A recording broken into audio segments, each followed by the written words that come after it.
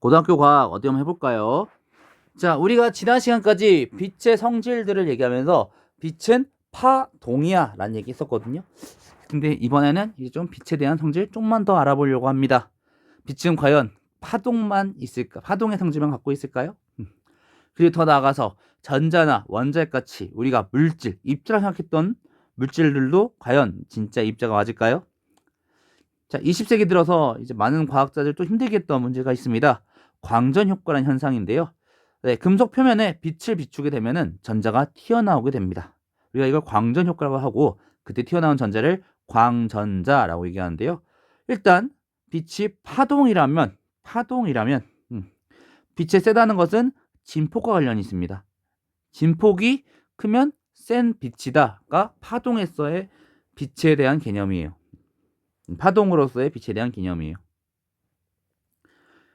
그리고 또 하나, 만약에 아무리 약한 빛이라도 어떤 빛이든 간에 얘가 계속 쬐어주면은 그 안에서 뭐 간섭이 일어나거나 뭐 증폭이 일어날 수 있겠죠. 그러면 보강 간섭이 일어나면서 결국엔 언젠가는 전자가 튀어나오겠지, 뭐 이런 생각을, 언젠간 센 빛이 되겠지, 누적되겠지, 이런 생각을 해볼 수 있을 것 같아요. 하지만 광전효과는 좀 신기합니다. 일단 빛의 진동수를 바꿔봤어요. 빛의 진동수가 금속의 어떤 특정 진동수, 이걸 우리가 문턱 진동수라고 얘기하는데요. 전자가 튀어나오기 시작하는 이 특정 진동수보다 클 때만 광전효과가 일어나요. 즉 문턱 진동수보다 아무리 작은 빛은 쐬어도, 전자가 아무리 오래 쐬어도, 언제든 아무리 시간을 들여 쐬도 전자가 튀어나오지 않아요. 하지만 문턱 진동수가 크면 바로 튀어나오더래요. 네, 이 진동수, 그럼 진동수가 문제야? 이건 빛의 세기가 문제인가? 하고 역시 진동수가 문턱 진동수보다 큰 거, 작은 거, 진폭을 바꿔봤답니다. 빛의 세기가 큰 빛이어도 문턱 진동수 이하면은 아무리 오래 쬐어도 전자가 튀어나오지 않더래요. 하지만 진동수가 문턱 진동수 이상이면 빛의 세기가 클수록 광전자 수도 많이 나오면, 전자가 많이 나오면서 전류가 더 많이 흘렀겠죠. 연결된 도선에. 이거는 파동으로서의 빛은 얘기할 수가 없는 내용들이에요. 이걸 역시 20세기의 과학자, 1900년대 과학자 아인슈타인이 얘를 해결합니다. 광양자설이라고 부르는데요. 빛은 진동수에만 비례하는 에너지를 갖고 있는 빛의 입자, 광자 혹은 광량자라고 부르는 입자들의 흐름이다. 즉 빛은 입자면서 파동이다 라는 얘기를 하게 됩니다. 그리고 이때 그 광자 한 개의 에너지를 하F, 여기서 하는 플랑크 상수, H는 플랑크 상수를 뜻하고요. F는 프리퀀시, 진동수를 뜻합니다. 즉 진동수에 비례하는 어떤 에너지 값을, 진동수에만 비례하는 에너지 값을 갖고 있는 입자들이다 라고 얘기합니다. 즉 아까 그 실험도 광전효과도 어떤 식으로 해석해 볼 수 있느냐, 진동수가 큰 빛은, 문턱 진동수보다 큰 빛은 에너지가 세다 보니까 땅 부딪혔을 때 전자가 튀어나올 수 있어요. 부딪혔으니까. 아무리 약한 빛은 에너지가 약하다 보니까 문턱 진동수, 그 전자가 튀어나올 수 있는, 전자가 튀어나오는데 필요한 에너지를 채우지 못합니다. 진동수가 클 때도 마찬가지입니다. 빛의 색이 진폭이 클 때도 마찬가지입니다. 진동수가 작다면 에너지가 부족하기 때문에 전자가 튀어나오지 않아요. 하지만 빛의 색이 많다는 것은 광량자 수가 많은 것이므로 에너지가 큰 빛들이 많다는 얘기 때문에, 빛 알갱이들이 많다는 얘기 때문에 전자가 더 많이 튀어나온다. 마치 빛이 파동성만 있는 게 아니라 입자성도 있다 라고 우리가 생각해 볼 수 있는 거죠. 빛의 입자성에 대한 실험은 하나 더 있습니다. 콤프턴 효과, 발음이 안 되네요. 콤프턴 효과라는 반응인데요. 전자의 X선을 쪼여봤어요. 쪼였을 때 전자와 X선 광자가 충돌한 현상이에요. 역시 이것도 마치 파동으로서는 설명이 안 되는 특징을 갖고 있습니다. 왜 충돌해서 튀어나오느냐? X선도 입자처럼 운동량을 갖고 있기 때문이에요. 그때 그 운동량, P 오랜만에 보죠. 운동량은 람다, 파장분의 하, 여기서 역시 H는 플랑크 상수로서 입자적 성질을 갖고 있다.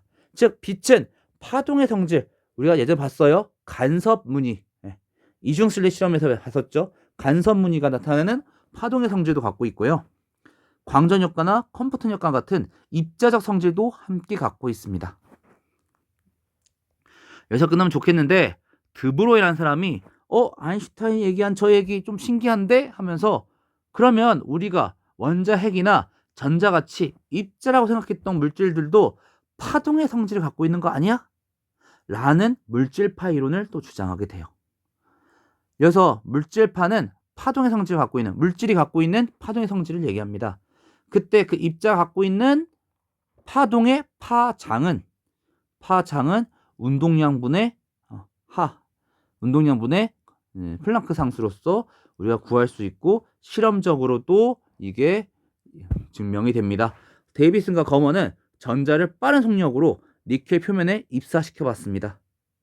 그때 입사시키는 전자의 속력을 변화시켜 놨는데 전자가 가장 많이 나오는 각도가 있었고 속력 따라서 각도가 변하더래요. 그래서 54 일렉트로볼트, 여기서 일렉트로볼트라는 것은 1 일렉트로볼트는 정지한 전자 한 개를 1볼트 전압으로 가속했을 때 전자가 갖게 되는 운동 에너지를 얘기해요. 즉 전자의 운동 에너지를 54 일렉트로볼트까지 올려서 충돌을 봤을 때 50도에서 가장 많은 전자가 튀어나오더래요. 근데 이거 우리가 어떻게 해석해 볼 수 있느냐? 렌즈가 아주 얇은 막 같은 렌즈들이 있어서 겹겹이 있어서 그 렌즈들이 서로 반사되거나 렌즈가 아닌 렌즈 혹은 막같이 거울들이 얇게 있어서 막이 거울 역할을 하면서 얇은 막들이 겹겹이 있어서 얘가 반사되면서 간섭무늬가 일어나는 거 아니야? 보강 간섭이 일어나는 게 아니야? 그 각도가 50도인 거 아니야? 라고 우리가 해석해 볼 수 있어요. 즉 전자가 입사된 전자가 혹은 반사되는 전자가 마치 파동처럼 이 입사되는 전자가 마치 파동처럼 이 니켈 표면에서 반사되면서 그 위상이 보강되면서 50도 각도에서 전자가 많이 나오는 게 당연한 거 아니야? 라고 물질파를 확인하게 되는 순간인 거죠. 역시 전자도 이중 슬릿 실험을 해볼 수 있습니다. 전자를 쏘게 되면 첫 번째 그림처럼 우리가 만약에 입자라고만 생각했을 때는 구멍 뒤편에 구멍이 나 있는 부분에만 전자가 쌓이게 될 거예요. 하지만 역시 전자도 파동성, 물질파 이론에 따라 파동성도 갖고 있기 때문에 실제로는 우리가 예전에 빛에서 봤던 간섭무늬를 보게 됩니다. 즉 전자도 입자의 성질과 파동의 성질을 모두 갖고 있는 것이죠. 빛도 이중성을, 물질도 이중성을. 그럼 여기서 우리 친구들이 이런 생각을 갖게 될 것 같아요. 선생님 말 어떻게 10분 동안 어떻게 들어보려고 했어요. 근데 그래서 어떡하라는 거죠? 네, 오늘 얘기는 여기까지 할 건데요. 다음 시간에는 이 이중성 때문에 계속 원자 모형이 바뀝니다. 물질이 입자성도 파동성도 갖고 있어. 빛도 입자성도 파동성도 갖고 있어. 그렇다면 원자 모형이 지금과 같을 수는 없을 것 같아. 우리가 예전에 원자핵 중심으로 전자가 돌고 있다라고 원자를 설명했는데 그거는 입자의 이 전자들의 파동성, 물질파는 생각하지 못한 것 같아요. 이제 이 이론들이 조금씩 수정되게 됩니다. 그래서 좀만 더 얘기하면은 선생님 그럼 우리 피부도 다 지금 파동성도 있고 막 이런 전자들도 그런 거예요? 네, 맞긴 한데 이게 전자들이 여러 겹 쌓이면서 각각의 원자들이 서로 결합하면서 이 물질파, 아까 말했던 파동성의 성질, 파동의 성질은 매우 작아지게 됩니다.